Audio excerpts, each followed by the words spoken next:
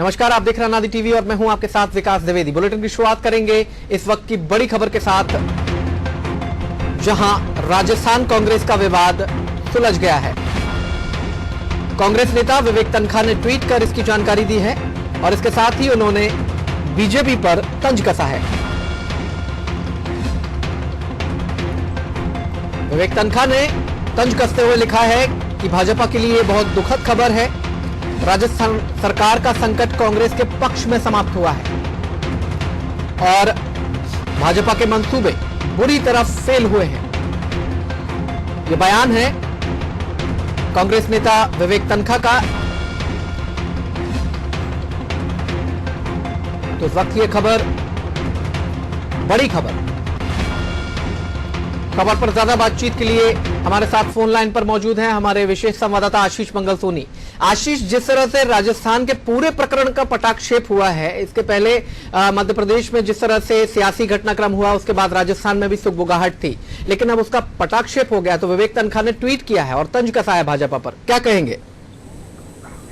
देखिए विकास, 32 दिन से चल रहे राजस्थान प्रकरण को लेकर अब स्थितियां बिल्कुल साफ हो गई है और ऐसे में विवेक तनखा जो सुप्रीम कोर्ट के वरिष्ठ अधिवक्ता भी हैं, उनका ट्वीट साफ तौर पर जाहिर करता है कि बीजेपी को लेकर जो उन्होंने तंज कसा है कि अब बीजेपी को शायद ये खबर दुख भरी हो, लेकिन अब राजस्थान में कांग्रेस का जो कुछ भी मामला चल रहा था, जो कुछ भी पूरा प्रकरण था, वो समाप्त हो गया है। मिल बैठकर जो समस्याएं थी वो उनका समाधान हो गया है। तो ये इस तरह की के ट्वीट, इस तरह की प्रतिक्रियाएं आमतौर पर देखने को मिलती है। जब मध्य प्रदेश में सत्ता परिवर्तन का दौर चल रहा था, तब लगातार कई अधिवक्ताओं की तरफ से प्रतिक्रियाएं निकलकर सामने आ रही थी और विवेक तनखा ने उस समय भी ये कहा था मीडिया से कि बीजेपी पर आरोप लगाया था कि बीजेपी विधायकों को तोड़ने का काम कर रही है। इसके साथ ही उन्होंने कहा है कि बीजेपी के मंसूबे बुरी तरह से फेल हुए हैं। ये एक लाइन जो अपने आप में है वो काफी महत्वपूर्ण दिखाई देती है इस ट्वीट में। आशीष,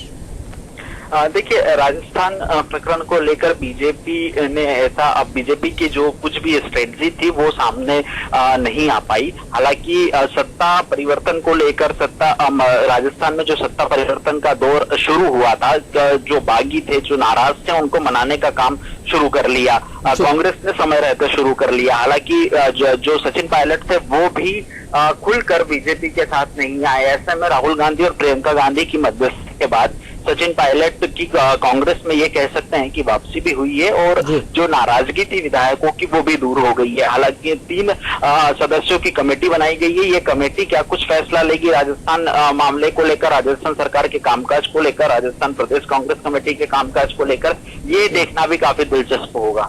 जी, बहुत शुक्रिया आशीष इस तमाम जानकारी के लिए। तो इस वक्त की ये बड़ी खबर, जहां राजस्थान कांग्रेस में चल रहे घटनाक्रम का पटाक्षेप हो गया है और विवेक तनखा ने ट्वीट करके कहा है कि भाजपा अपने मंसूबों में फेल हुई और इस पूरे घटनाक्रम का जो निष्कर्ष निकला वो कांग्रेस के पक्ष में समाप्त हुआ।